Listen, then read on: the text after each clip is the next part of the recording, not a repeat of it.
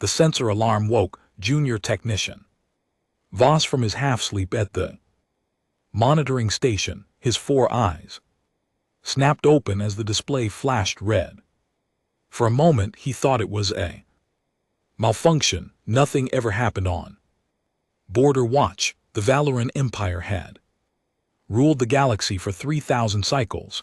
Every star, every planet, every species was cataloged and controlled, but the sensor didn't lie. Voss touched the communication panel with his primary hand while his secondary hands brought up the detailed readings. Station Commander, this is monitoring post 74. I have an unidentified contact at Sector 99 Beta. The commander's voice came through, tired and annoyed. Run it through the database. Already did, sir. No match. There was a pause, a long one. That's not possible. Run it again. Those hands moved across the controls. The massive Valoran database contained every ship design from every species in the Empire, 10,000 star systems, 800 billion citizens, 56 different space faring races, all conquered and integrated over millennia. Every single vessel type was recorded. The computer came back with the same result. No match found. Commander, database confirms negative match. The vessel signature is completely unknown. I'm coming down. There, Station Commander Pelthar arrived. Within minutes, his ceremonial armor clanking as he hurried into the monitoring room. He was old, a veteran of the last border skirmish 60 cycles ago. His scales had dulled with age, but his eyes were sharp as he stared at the display. Show me everything. Voss brought up the full sensor suite. The vessel was small, perhaps a quarter the size of a standard Imperial patrol ship. Its hull composition didn't match anything in the database. The energy readings were wrong too. The propulsion system emitted a signature that made no sense according to known physics. Distance, Pelthar asked. 4 light hours from the border, sir. Moving at 7 standard velocity. Pelthar watched the readings for several moments. His tail twitched, a sign of deep concern. His species, that course, it's heading straight for Threshold Station. Threshold Station was the gateway to the inner empire. Millions of ships pass through its hyperspace junction every day. If this unknown vessel reached it, it would be in the heart of Valoran space. Send immediate alert to Fleet Command, Priority Alpha and Dispatch Border Patrol Group 9 for intercept. Voss's hands trembled slightly as he sent the messages. Priority Alpha hadn't been used in his lifetime. It meant potential threat to the Empire itself. Within the hour, Fleet Admiral Kathrax received the report aboard his flagship. In orbit around the capital world, he stood before the holographic display in his command chamber, studying the data. With growing unease, Kathrax had commanded the Imperial fleet for 20 cycles. He had fought pirates, suppressed rebellions, and maintained order across a quarter of the galaxy. He had never seen anything like this. Tactical analysis, he ordered. His chief tactical officer, a young female named Silvara, manipulated the hologram. The vessel is small, Admiral. Its weapons capability appears minimal, but its propulsion technology is advanced beyond our understanding. How advanced? The energy efficiency violates our theoretical models. By our calculations, a vessel that size shouldn't be able to sustain that velocity for more than a few hours. It's been maintaining speed for 18 hours now with no sign of power depletion. Kathrax's secondary hearts beat faster. In all his years he had never encountered technology superior to the Valoran empires. The empire had conquered every species it met. It stood alone at the peak of galactic civilization. Could it be a probe, he asked, an automated survey vessel from beyond our borders? Unknown, sir. We've sent 347 hailing signals across all known communication frequencies. No response. The Admiral's claws drummed against his armrest. Time until border patrol intercepts, 11 hours at maximum speed. Order them to maintain defensive formation. Weapons ready, but do not fire unless fired upon. I want that vessel captured intact if possible. Yes. Admiral Kithrax turned to his science advisor, an elderly scholar named Velara. She had served 3 fleet admirals before him, and her knowledge was vast. Your assessment, fellers? Feathers ruffled with thought. I have consulted the historical archives. Admiral, there have been 3 instances in Imperial history where unknown vessels were detected. All 3 were eventually identified as lost colony ships from known species. This is different. How so? Those vessels were primitive, sublight technology, desperate refugees seeking new homes. This vessel is sophisticated. It uses propulsion technology we cannot explain. And most concerning of all, she paused.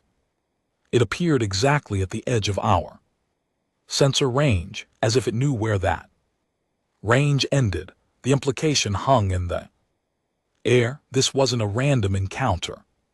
Someone had been studying the Empire's borders. Could it be a species we haven't encountered yet? Silvara asked. The Empire spans 50,000 light-years. Mara said quietly. We have explored every region within that sphere. There are no unknown spacefaring species. There cannot be, but there was, and it was heading straight for the heart of the Empire. Border Patrol Group 9 consisted of 12 warships, each bristling with weapons. Captain Rithmal commanded the lead vessel. He had served in the fleet for 35 cycles and had never seen combat. Border Patrol was usually boring duty, escorting merchant ships and checking identification codes. Now his sensor screen showed something impossible. Captain, the vessel has detected our approach, his sensor officer reported. Is it slowing? No, sir, it's turning. The unknown vessel changed course with impossible precision. No vessel that small should be able to maneuver so quickly. It took the patrol ship several minutes to adjust their formation. All ships match its trajectory. Prepare tractor beams. Patrol group moved to surround the vessel. 12 ships against 1. Tractor beams activated. Invisible fields of force designed to grab and hold any ship. The vessel simply moved through them. Tractor beams have no effect, Captain, the tactical officer shouted. The hull is rejecting the force field somehow. Fire warning shots across its path. Pulse cannons fired bright streaks of energy that lit up the darkness of space. They passed ahead of the vessel, a clear message to stop. The vessel didn't slow. Instead, it accelerated. Sir, it's moving at 2.5 standard velocity. Now that's not possible. Our ships can't match that speed. Wrath watched helplessly as the unknown vessel pulled away from his entire patrol group. Within minutes it was out of range. Fleet Command, this is Border Patrol 9. Target has evaded interception. Pursuing, but we cannot match its velocity. The response came from Admiral Kithrax himself. Understood, Captain. Maintain pursuit. I'm dispatching the 7th Fleet to establish a blockade at threshold. Station. Wrath looked at his display. The vessel was a small dot now, pulling further away with every second. Whoever was piloting that ship had technology the Empire couldn't match, and they were heading straight for the most important station in Imperial space.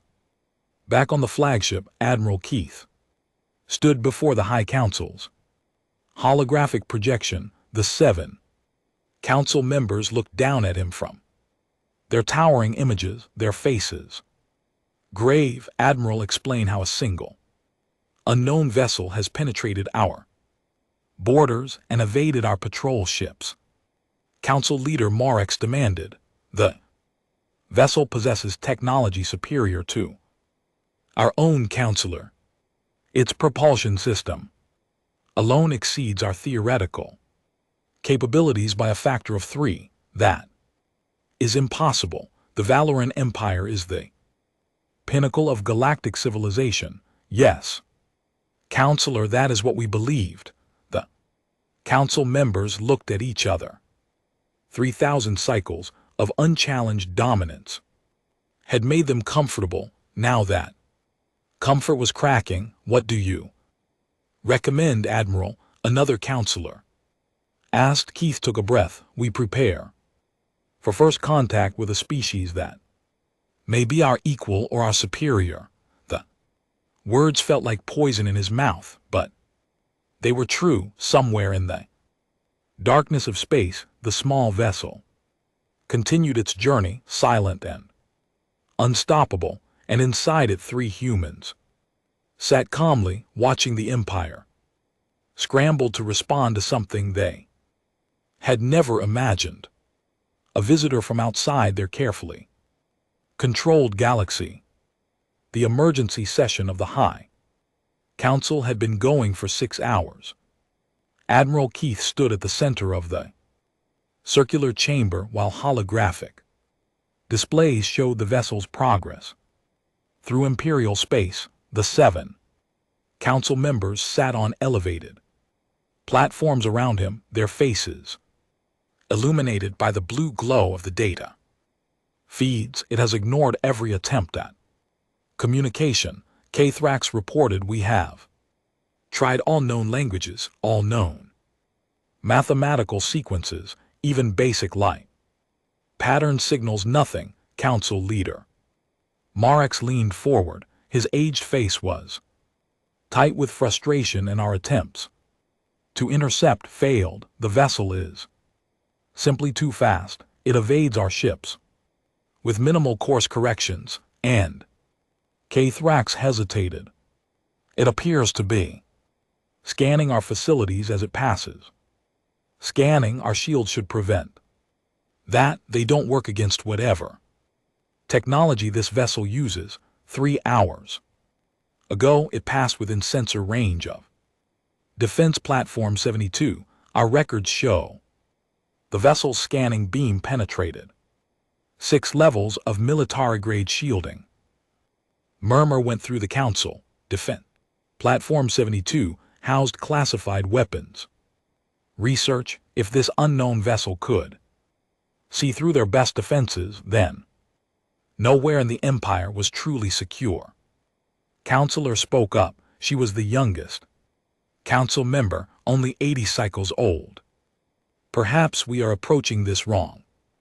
We assume hostile intent, but the vessel has not fired any weapons. It has not attacked any of our ships. What if it is simply exploring our military installations? Another counselor scoffed. That is an act of war, only if they understand our protocols. V. Thura countered, we know nothing about this species. Perhaps they see no difference between scanning a military base and scanning a star. To them it might all be data. Kathrax considered this. It was true that the vessel had taken no aggressive action, but its casual violation of Imperial space and its dismissal of their patrol ship suggested either incredible confidence or complete ignorance of who they were dealing with.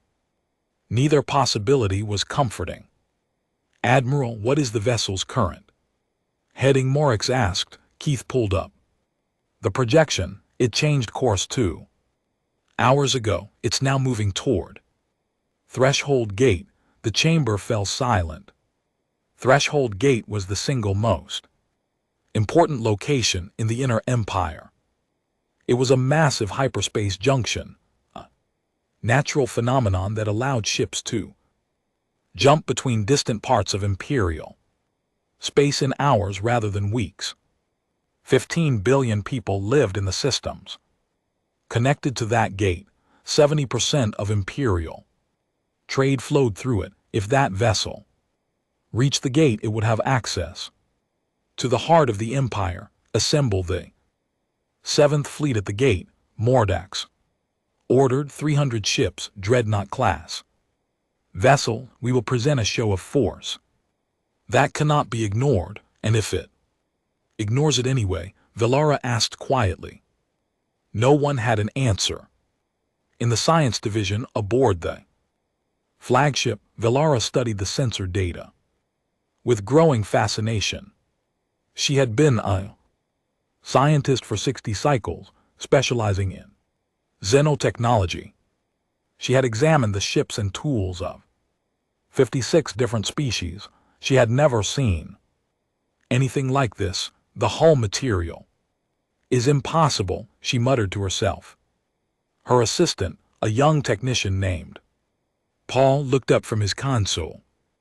"Impossible how, Director? It absorbs sensor beams, all of them, active scans, passive radiation detection, even basic light reflection. We can only see the vessel because it wants us to see it. Otherwise," she gestured at the screen, "otherwise it would be invisible." "Cloaking device." "No, cloaking devices work by bending light around an object. This is different. This material actually absorbs the energy. It shouldn't exist. The thermodynamics alone would require." She trailed off, her mind racing through calculations. Paul waited. He had learned not to interrupt. When Mara was thinking, the energy absorption alone would generate enough heat to melt any known material, she finally said. "But their whole temperature reads as normal. They've solved a problem that our best scientists say cannot be solved." "What does that mean, Director?" Velar looked at the young technician. "It means we are dealing with a species that is either far more advanced than us or far more reckless, possibly both." Across the Empire, news of the unknown vessel had leaked to the public. On the capital world, crowds gathered around information displays. The official statements from the government were calm and measured, but people could sense the underlying tension. In the universities, professors debated what the vessel might be. In the militaries, young officers argued about proper response protocols.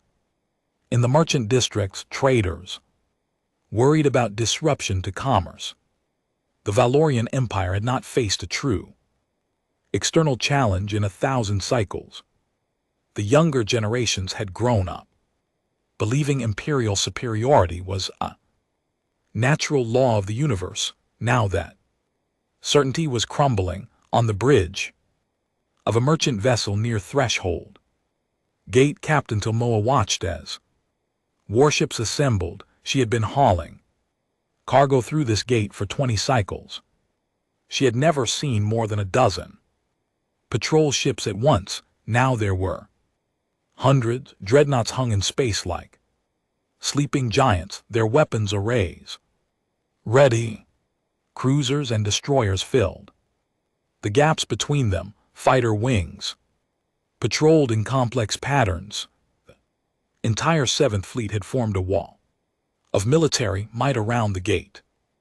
"That's beautiful and terrifying at the same time," her co-pilot said. Tilmora nodded. the fleet represented 300 years of military development. The ships carried weapons that could destroy planets their shields could withstand. Sustained bombardment from entire fleets. She hoped it would be enough. The unknown vessel arrived at threshold gate exactly 48 hours after it had been first detected. It came out of faster than light travel at the precise edge of the fleet sensor range. On the flagship's bridge, alarm sounded. Admiral Keith strode to the command platform, his full dress armor gleaming under the lights. This was the moment that would define his legacy. All ships to battle stations, weapons hot but do not fire. Hailing frequencies open on all bands. The communications officer worked frantically. And GT, sir, transmitting message now. And GT, all languages, all frequencies. The message was simple. Unknown vessel, you have entered Valoran Empire space. Identify yourself immediately or be fired upon. The vessel moved forward. Slowly, carefully, it advanced toward the assembled fleet. It was tiny compared to the dreadnoughts that surrounded it. A single fighter could destroy something that small, but everyone on every ship knew that size meant nothing with this vessel. Sir, no. Response to hails. The communications officer reported distance entering weapons range in 30 seconds. Keith felt his heart's pounding. 300 ships, the finest vessels in the fleet, thousands of crew members waiting for his order. All ships target locked. On my mark. Vessel stopped. It simply stopped moving, hovering in space exactly 100,000 km from the nearest Imperial ship. The distance was precise, calculated. It was well within weapons range, but far enough to give time for communication. Sir, the vessel has stopped, the tactical officer announced. Unnecessarily, everyone could see it on their displays. Hold fire. Continue hailing attempts. For 10 minutes the two forces faced each other. 300 Imperial warships and one small unknown vessel. The tension on every bridge was almost unbearable. Then the vessel did something no one expected. It transmitted. Admiral, we're receiving a signal from the vessel. Put it through. But it wasn't a voice transmission. It wasn't even a standard data packet. The vessel had hacked directly into the fleet's communication network and was projecting an image into every ship's display. The image was simple, mathematical, a sequence of prime numbers, then a series of atomic structures, then star charts showing local space from a perspective outside the Empire. Bilamara's voice came through on Kathrax's private channel. Admiral, they're speaking to us. I can see that. Director, no, you don't understand. They're using our own database against us. They're showing us they understand our mathematics, our science, our language structure. This is first contact protocol. The transmission changed. Now it showed a three-dimensional map of the Empire's borders. Then it zoomed out, showing the entire galaxy. A small red dot appeared far from Imperial space in a region the Empire had marked as unexplored. Then a line traced from that red dot to the vessel's current position. The journey it had taken. They're telling us where they came from. Velara said that region is 15,000 light years from our nearest border. They crossed that distance to reach us. Keith stared at the map. 15,000 light years. It would take Imperial ships decades to cross that distance. This vessel had done it in how long? The transmission changed again. This time it showed something that made Kathrex's blood run cold. It was a recording, a visual record, and it showed scenes from inside Imperial space, military installations, government buildings, research stations, places that should have been secure, hidden, protected. The vessel had been watching them for weeks. They've been studying us, Silvara whispered, learning about us, and we never knew they were there. The transmission ended. Vessel simply hung in space waiting. Kathrax realized that everything had changed. This wasn't an invasion. It wasn't a threat in the traditional sense. This was something far more complex. The boarding shuttle carried 12 beings. Admiral Keith sat in the command seat, flanked by his best security troops. Phil Mara sat across from him, her scientific equipment clutched in her primary hands. Her feathers were ruffled with nervous energy. This is unprecedented, Admiral, she said for the 4th time. Everything about this situation is unprecedented. Director, through the shuttle's viewport, the unknown vessel grew larger. Up close it looked even stranger. The hull had a strange quality, almost organic in how it curved and flowed. No seams were visible, no obvious weapons or engines. It was like looking at a sculpture rather than a ship. Sir, the vessel's airlock is opening, the pilot reported. Keith felt his secondary heart skip. The vessel was inviting them in. The shuttle docked with a soft clang. The security team moved first, weapons ready. Kathrax followed with Mara close behind. The interior of the vessel was wrong. The corridors were too narrow for comfortable movement. The lighting was dim by Valoran standards, shifted toward the red end of the spectrum. And there was something about the geometry that made Kathrax's eyes hurt. The wall seemed to curve in ways that didn't match the exterior dimensions. This is impossible.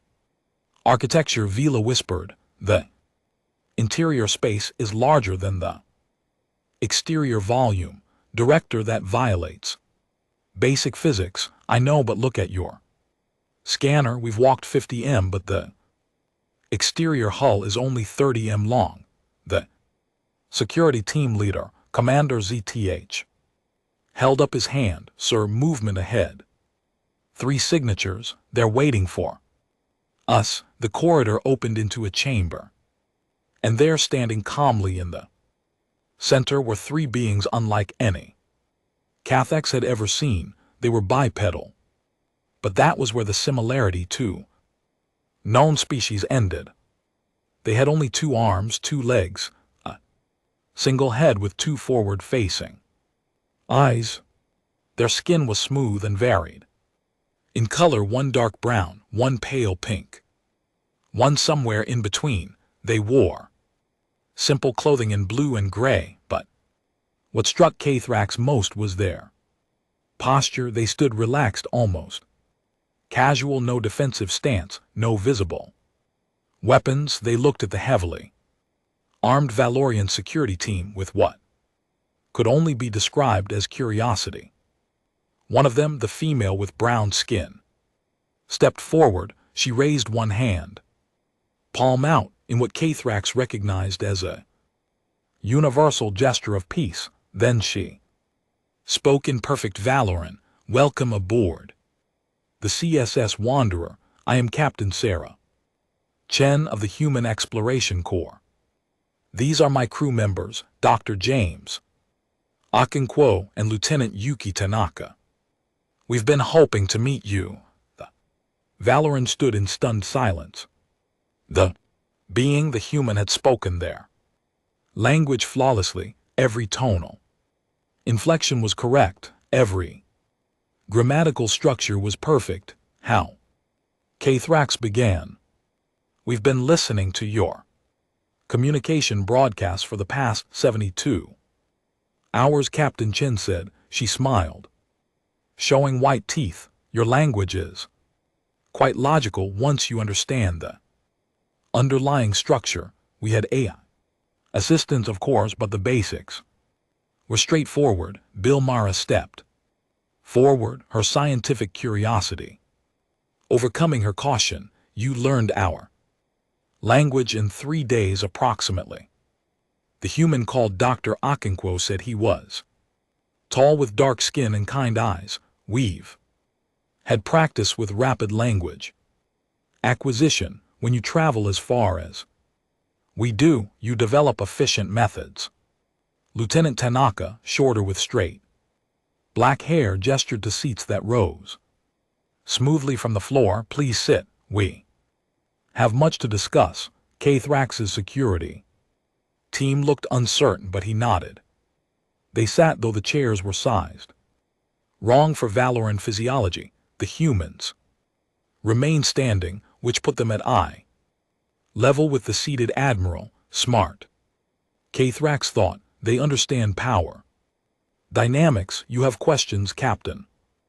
Chen said. It wasn't a question. Many, Kathrax replied, starting with who you are and what you want. Fair enough. Chen touched a panel and a holographic display appeared. It showed a small yellow star. This is SU, our home system, approximately 15,000 light years from here. We detected your subspace broadcast about 50 standard cycles ago. 50 cycles? Fella interjected. But that's yes, we've been aware of you for quite some time. We spent 40 cycles building ships capable of reaching you. Then we spent another 10 cycles observing your empire from a distance. Keith felt cold. Observing. Dr. Okonkwo brought up another image. It showed the interior of the High Council chamber. Kathrax recognized it immediately. It was from yesterday's emergency session. We apologize for the intrusion, Okonkwo said, though he didn't sound very apologetic, but we needed to understand your society before making contact, your military capabilities, your political structure, your technological level. You spied on us, Commander ZTH growled, his hand moving toward his weapon. We gathered intelligence, Chen corrected gently, just as you would have done in our position. Surely the Valorian Empire scouts new territories before making contact. She had him there. The Empire always sent scout ships first, always gathered information before revealing themselves to new species, but we do it from a position of strength, Kath said. We survey primitive species before uplifting them, and we surveyed you before introducing ourselves, Chen replied. The difference is perspective. Admiral, you see yourselves as the pinnacle of galactic civilization. From our viewpoint, you're our neighbors, potentially friends, hopefully not enemies. Bilar's hands worked frantically on her equipment. Your propulsion system, how does it work? Lieutenant Tanaka smiled. We call it an Alcure quantum drive. It manipulates spacem to create a bubble around the ship. Inside the bubble, we're not actually moving faster than light. Space itself is moving around us. That's theoretical impossibility, Velara protested. The energy requirements would be astronomical, and the gravitation effects would tear your ship apart. It was impossible, Okonkwo agreed. For a long time, we lost 14 test ships and 37 crew members figuring it out. Trial and error, mostly very expensive error. The casual way he said it made Kathrax's skin crawl. They had killed 37 of their own people testing a technology that should be impossible. And they called it trial and error. Why? Keith asked. Why take such risks? Shen looked at him with those strange two pupilled eyes, because the alternative is staying home, because the universe is vast and we want to see it, because we're human and humans don't stay in one place for very long, but you achieved interstellar flight only recently. Balara said, studying her scanner data. Your ship's construction techniques suggest you've had this technology for less than 100 cycles, 73 cycles since our first successful FTL flight, Tanaka. Confirmed, we've come far in that time. The Valoran Empire took 3,000 cycles to build our civilization, Keith said. Slowly, you're telling me you went from first contact with faster than light travel to building ships that can cross the galaxy in less than 100 cycles. Yes, Chen said simply. How many of you are there? Feller asked. Her voice was quiet, almost fearful. Akono glanced at Chen. She nodded. In this ship 3N, the Human Exploration Corps, about 50,000 total human population across all our colony worlds, approximately 12 billion. The Valoran Empire had 800 billion citizens across 10,000 systems, but they had built that empire over millennia. These humans had gone from a single world to 70 colonies. Less than a century, Admiral Chen said, her tone becoming more serious. We didn't come here to threaten you. We came because we believe in making contact and building relationships and learning from other species. Your empire is vast and ancient. We respect that. But you should know, she paused, you should know that we're not the only human exploration vessel out here. There are 17 others heading to different parts of the galaxy.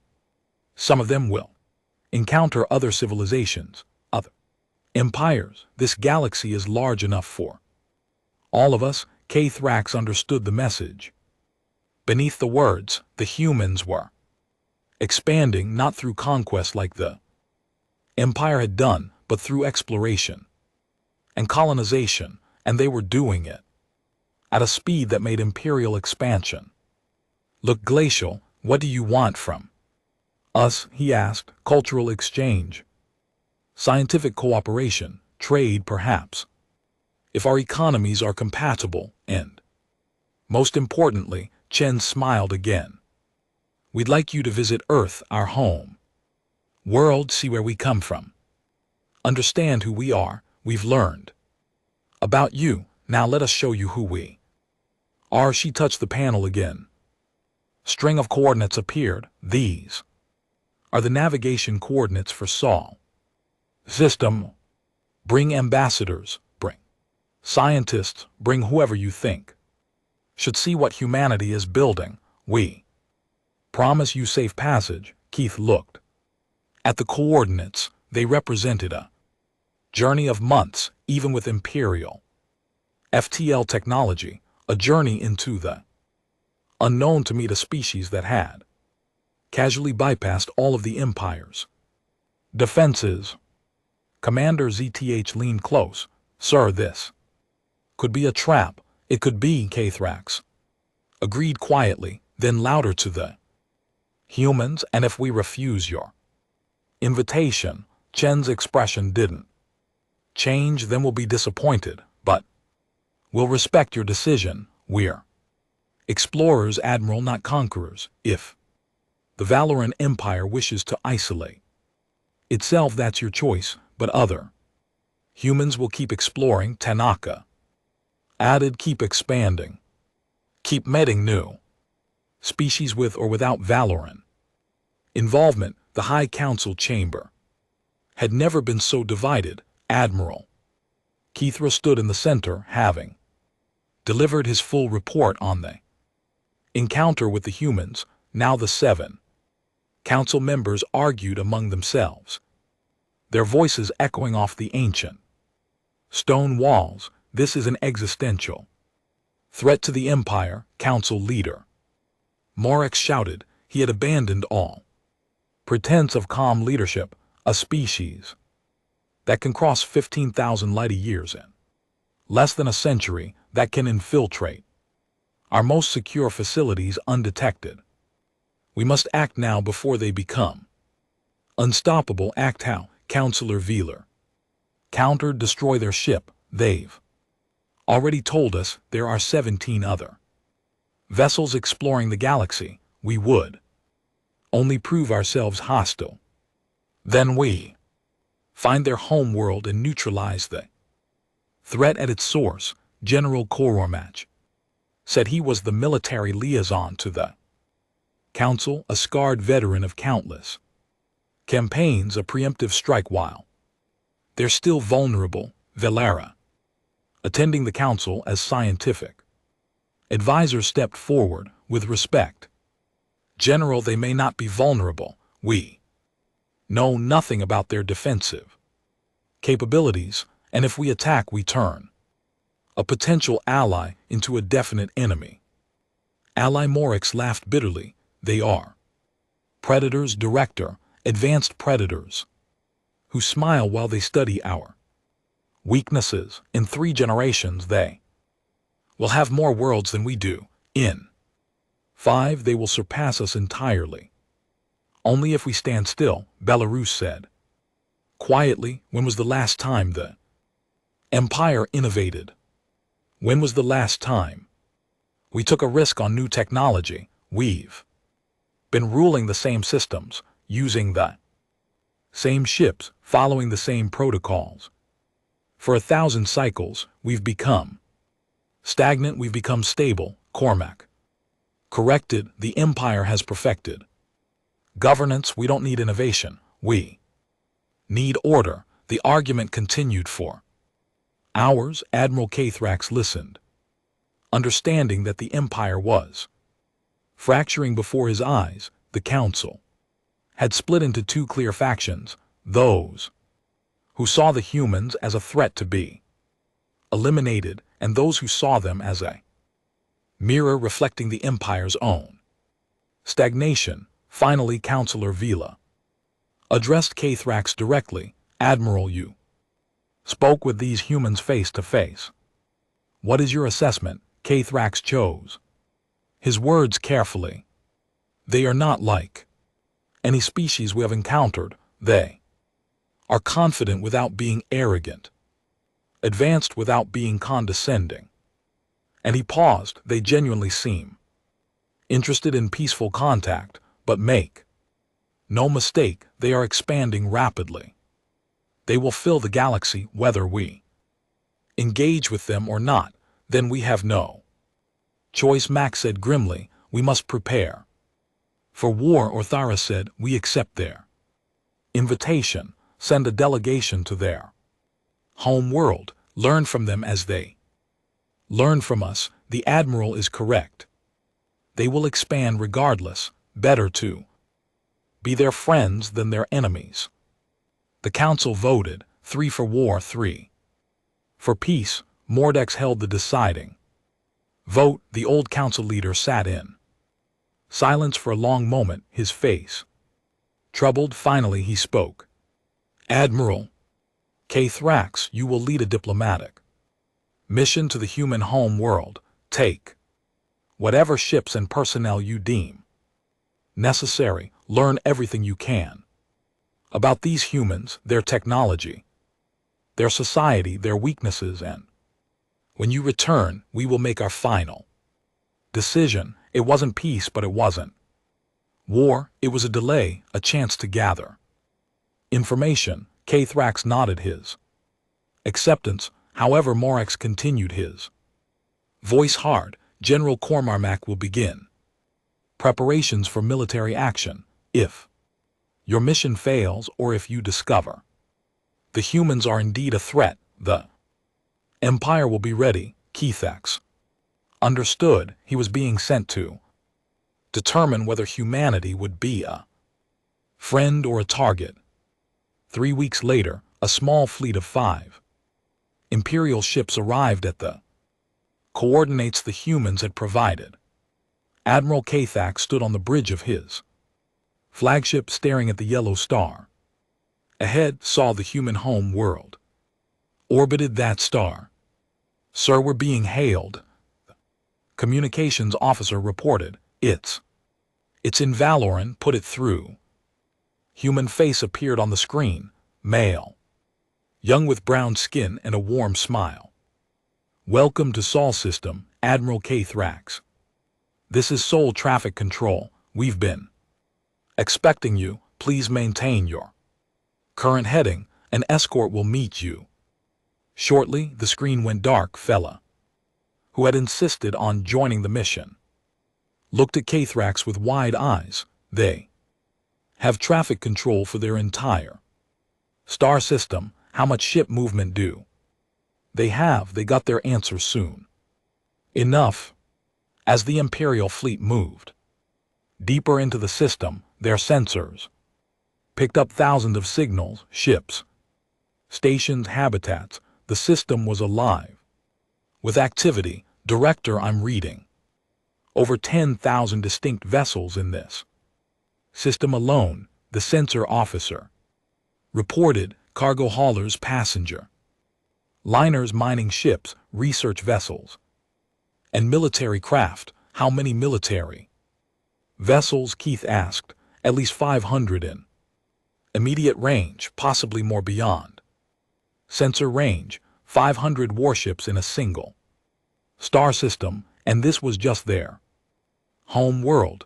They had mentioned 70 colony worlds. The escort arrived. 3 sleek human warships that dwarfed the Imperial vessels. They moved with the same impossible grace as the exploration ship, guiding the Imperial fleet toward a large orbital station.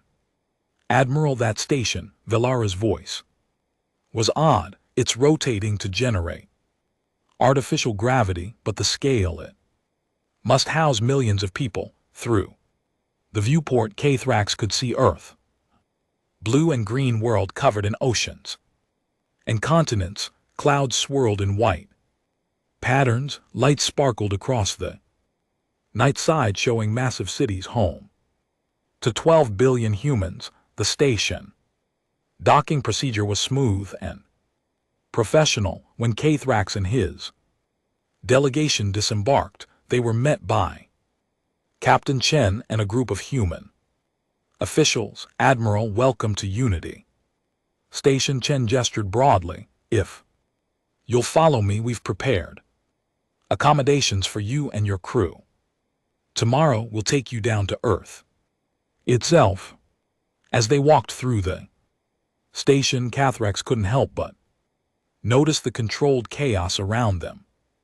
Humans moved with purpose, but without the rigid hierarchy he expected. A young human in work clothes bumped into what appeared to be a senior officer. Instead of punishment, both apologized quickly and continued on. Your society is informal, Bella observed. Chen laughed.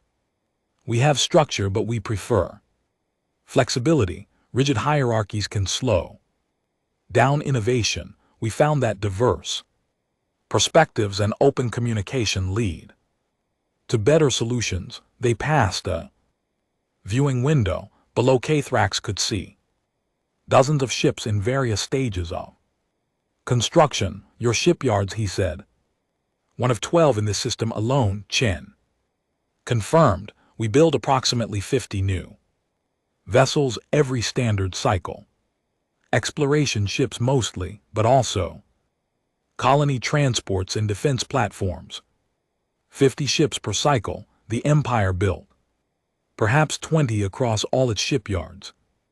Over the next week, Thrax and his team were given unprecedented access to human society. They visited Earth's surface, seeing massive cities where millions lived in apparent harmony. They toured research facilities where humans experimented with technologies the Empire had deemed too dangerous. They observed schools where young humans learn not just facts but how to question, how to challenge, how to Innovate. What disturbed Cathrax most was the chaos. Human society had dozens of governments, hundreds of corporations, competing for resources, thousands of independent research groups pursuing different goals. There was argument, debate, even conflict, but somehow it worked. I don't understand, he confessed to Dr. Okonkwo during a tour of a university. Your society is fractured. Everyone pursuing their own goals. How do you maintain order? Akono smiled. We don't maintain order the way you do, Admiral. We maintain balance. Yes, we compete. Yes, we argue, but competition drives innovation. Argument leads to better solutions. Our chaos is controlled chaos. It pushes us forward. But at what cost? We've seen your memorial walls, thousands of names, people who died in experimental accidents, failed colonies, exploration, disasters. Yes, Okonkwo said softly, we remember them, every single one. They took risks so that humanity could grow. We honor their sacrifice by continuing to push boundaries. Keith thought of the 37 crew members who died testing FTL drives. The Empire would have stopped after the first failure, deemed it too dangerous, but humans had continued learning from each disaster until they succeeded. On his last day on Earth, Cathrax met with the Human Diplomatic Council. Unlike the Imperial High Council, this group was elected from different nations and rotated regularly. They were young, energetic, argumentative. Admiral, one of them, said, we hope this visit has shown you that humanity means the Valorian Empire no harm. We want to be neighbors, partners, friends. We want to learn from your long history. Another added, 3,000 cycles of governance. You must have wisdom we lack, and perhaps we can share our more recent innovations in return. It was a diplomatic way of saying, you're old and wise, we're young and fast. Let's help each other. What happens if the Empire refuses cooperation? Cathrax asked. The council members looked at each other. Finally, one spoke. Then we'll respect your boundaries. We won't enter Imperial space without permission. But Admiral, we won't stop expanding. There are 400 billion stars in this galaxy, plenty of room for both of our civilizations. We just prefer to explore together rather than separately. That night, Cathrax stood on a balcony overlooking Earth's largest city. Admiral Cathrax's fleet returned to Imperial space to find it on the brink of civil war. The war faction, led by General Cormac, had spent the weeks gathering support. Nearly half the Imperial fleet had declared loyalty to their cause. They believed the humans must be destroyed before they became unstoppable. The peace faction, smaller but vocal, wanted cooperation and cultural exchange. They saw the humans as an opportunity, not a threat. Cathrax's report to the High Council was scheduled for the following day, but that night everything changed. The attack came without warning. 12 Imperial warships, all loyal to Cormac, broke formation and jumped to hyperspace. Their destination, Sol system. Their mission, destroy the human home world. Before the Council could vote for peace, Cathrax was awakened by emergency alarms. He rushed to the command center to find chaos.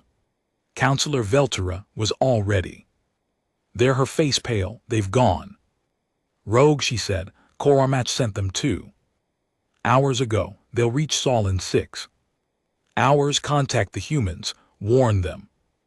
We're trying, but Admiral, the communications officer interrupted. We're receiving a transmission from Saul. System, it's Captain Chen. Chen's face appeared on screen. She looked calm, but Thrax could see the tension in her eyes. Admiral, we've detected 12 Imperial warships approaching our system at attack velocity. Is this an official act of war, or do you have ships acting without authorization? Captain, those ships are rogue elements. They do not represent the Empire's official position. I am working to recall them. Understood, Admiral. You should know that we've been monitoring Imperial communications. We're aware of your internal political situation. We know about the war faction. Of course they did. The humans had been intercepting Imperial transmissions from the beginning. Captain, my fleet will pursue the attackers. Will do everything we can to stop them before they reach you. Chen smiled slightly. We appreciate that, Admiral, but you should also know we're not defenseless. The transmission ended. Keith ordered his flagship and 20 loyal vessels to pursue at maximum speed, but even as they raced toward Saul, he knew they would arrive too late. The rogue Imperial ships dropped out of hyperspace at the edge of Seoul. System, Commander Zathrech commanded the strike force from his dreadnought. His orders were clear: destroy the human home world's orbital facilities, their shipyards, eliminate their military capability, all ships, weapons. Hot, target the largest orbital platforms. On my mark, I'm sir. His sensor officer shouted. Multiple contacts, hundreds of them. The display lit up with ship signatures. Human warships were converging from all directions, not just the 500 they had detected before. Thousands they had been hidden, waiting, scattered throughout the system in stealth mode. How do we not see them? Zather demanded. Their stealth technology, sir. They were running silent. They only activated when we arrived. Zather realized the trap. The humans had known. Somehow they had known the attack was coming and had prepared. A transmission came through. It was Captain Chen, but now she wore a military uniform, not the casual explorer's outfit. Commander Zathrech of the Imperial Navy, you have entered Saul's system with hostile intent. We're giving you one chance to stand down. Power down your weapons and accept escort back to Imperial space. Zather laughed. You think you can threaten us? We are the Valoran Empire. We have conquered 56 species, and we're number 57 if you keep making bad decisions. Chen replied. Her voice was ice. Commander, look at your tactical display. Really look at it. Zathsh did. His blood ran cold. The human ships had formed a perfect sphere around his strike force. Every angle was covered.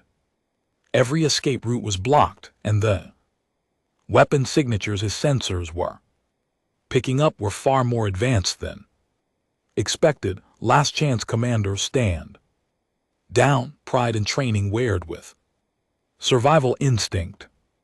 Zather had been a warrior his entire life. He had never retreated, but he was also smart enough to recognize a losing battle. All ships stand down. Power down weapon systems. Within minutes, human ships had surrounded each Imperial vessel. Tractor beams locked on, not to destroy but to contain. It was a flawlessly executed capture operation. Chen's face reappeared on screen. Good choice, Commander. Your crew will be treated well. We'll hold you here until Admiral Thrax arrives. Cathrex's fleet arrived 3 hours later. He immediately contacted Chen. Captain, I apologize for this attack. These ships acted without authorization. We know, Admiral. We've been monitoring your communications. Remember, we knew about the coup attempt before the ships even launched.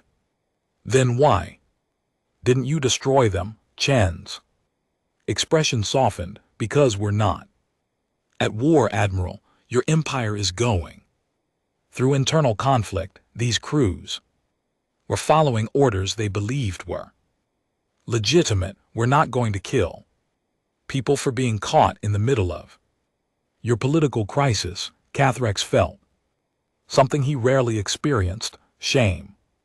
The humans had been attacked by Imperial forces and had responded with restraint and compassion. What will you do with them? He asked. Return them to you once things settle down. They'll need some education about human capabilities, but no harm will come to them. We believe in second chances. Over the next week, events moved rapidly. General Cormarmac attempted to seize control of the capital, but his support crumbled when news spread of the failed attack on Saul. The war faction had promised a quick victory. Instead, they had been captured without a single shot fired. The High Council called an emergency session. All 7 members were present. Counselor spoke first. The humans have demonstrated both their strength and their restraint. They could have destroyed our attack force. They chose mercy instead. I move that we formally establish diplomatic relations with humanity. I second the motion. Another counselor said quickly. Even Marax, who had been skeptical, nodded slowly. The Admiral's report from Earth has been distributed. I have read it thoroughly. I believe we have been stagnant for too long. The humans represent an opportunity for the Empire to grow again, to innovate, to remember what made us great in the first place. The vote was unanimous. 6 weeks later, the first joint Valoran human exploration vessel prepared for launch. It was a hybrid design combining Imperial durability with human innovation. The crew was mixed, 30 Valorans and 30 humans learning to work together. Admiral Cathrax stood on the observation deck of Unity Station, watching the ship's final preparations. Veeler and Captain Chen joined him. What will you call it? Belmara asked. Chen smiled. The crew voted. They're calling it the Pioneer. Appropriate, Keith said. It's pioneering a new era. Speaking of which, Chen said, we've been analyzing some of the data your scientists shared. Your power generation technology is fascinating. Much more stable than ours, and your shield technology could really help with some of our deep space exploration challenges, and your propulsion technology and material science will revolutionize Imperial ship design. Velara added, this collaboration will benefit both our peoples. They watched in silence as the Pioneer's engines powered up. The ship was heading for a region of space neither civilization had explored. Valoran experience and human innovation working together. You know, Cathra said quietly, a year ago, if someone had told me the Empire would be partnering with a species we'd never heard of, I would have called them insane. And if someone had told me we'd be working with an empire that spans 10,000 systems, I would have been excited. Chen replied, that's the difference between us, Admiral. You saw threat, we saw opportunity. We both learned. Mara said, you learned that not every new species is an enemy. We learned that our stagnation was self-imposed, and humans learned that there are civilizations out here with thousands of cycles of accumulated knowledge. True, Chen admitted, though between you and me, some of that knowledge is outdated. Your medical Technology still uses fourth generation. Cellular scanners, we're on generation 9. Now, and your civilian ship safety. Protocols are dangerously lax, K-Thrax. Countered, we've seen your accident. Reports. Chen laughed, fair point. We do. Take more risks than we probably should. That's what makes you human, Balara said, and that's what makes this partnership work. We balance each other. The Pioneer began to move, its hybrid engines glowing with power. It accelerated smoothly, faster than any pure Imperial ship could manage, but with the stability of Imperial engineering. Admiral Chen said, we've detected 17 other civilizations in this galaxy so far, some more advanced than either of us in certain areas, some less. So, the galaxy is much more diverse than either of our civilizations realized. And humanity is contacting all of them. K-Thrax asked, where possible though. We're being more careful now. You taught us that not every first contact should be as dramatic as ours was. Dramatic, Keith repeated dryly. You infiltrated our most secure facilities and appeared before our largest fleet. I'd call that more than dramatic. It worked, didn't it? We got your attention. You certainly did. A human aide approached Chen with a data pad. She read it quickly, then smiled. Admiral, I have news. The first Joint Research Station is approved. It'll be located at Threshold Gate. Human scientists and Valoran researchers working together. They're calling it the Gateway Institute.